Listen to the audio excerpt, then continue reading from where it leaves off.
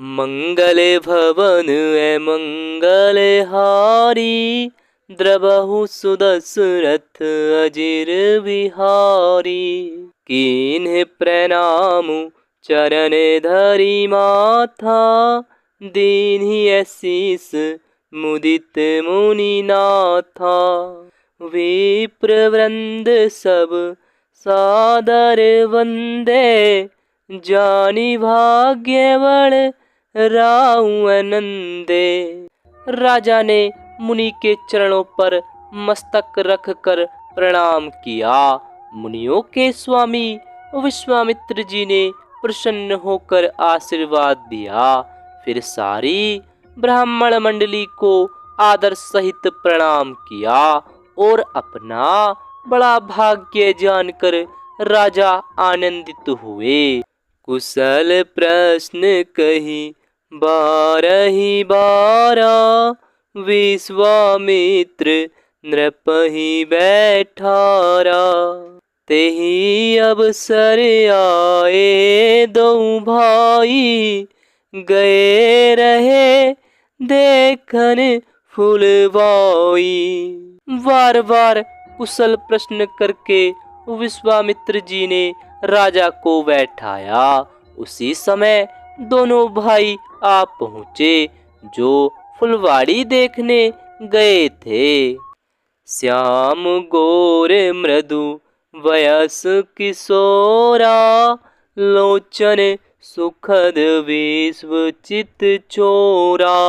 उठे सकल जब रघुपति आए, विश्वामित्र निकट बैठाए। सुकुमार किशोर अवस्था वाले श्याम और गौर वर्ण के दोनों कुमार, नेत्रों को सुख देने वाले और सारे विश्व के चित्त को चुराने वाले हैं। जब रघुनाथ जी आए तब सभी उनके रूप एवं तेज से प्रभावित होकर उठकर खड़े हो गए।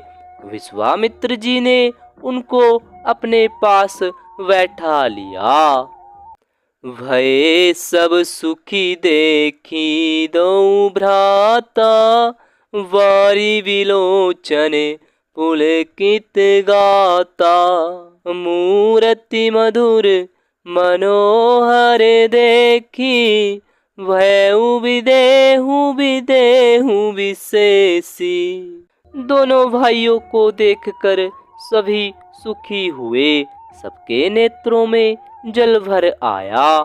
आनंद और प्रेम के आंसू उमड़ पड़े और शरीर रोमांचित हो उठे। राम जी की मधुर मनोहर मूर्ति को देखकर विदेह जनक विशेष रूप से विदेह देह की सुध बुध से रहित हो गए। प्रेम मगन मनु जानि नृपु, करि विवेकु धरि धीर। बोले मुनि पद नाई सिरु, गद गद गिरा गभीर। मन को प्रेम में मग्न जान राजा जनक ने विवेक का आश्रय लेकर धीरज धारण किया और मुनि के चरणों में सिर नवाकर गदगद प्रेम भरी गंभीर वाणी से कहा। कहु नाथ सुंदर दो बालक, मुनि कुल तिलक की नृप कुल पालक। ब्रह्म जो निगम नेति कही गाबा, उभय वेश धरी की सोइयाबा। हे नाथ कहिए, ये दोनों सुंदर बालक मुनि कुल के आभूषण हैं या किसी राजवंश के पालक, अथवा जिसका वेदों ने नेति कहकर गान किया है। कहीं वह ब्रह्म तो युगल रूप धरकर नहीं आया है।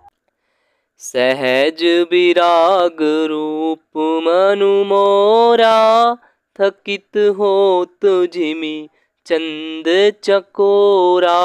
ताते प्रभु पूछऊं सती भाऊ, कहूँ नाथ जनी करऊं दुराऊं।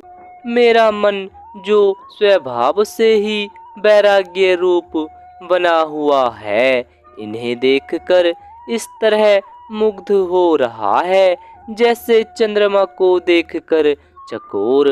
हे प्रभु, इसलिए मैं आपसे सत्य निश्चल भाव से पूछता हूँ, हे नाथ बताइए, छिपाव न कीजिए।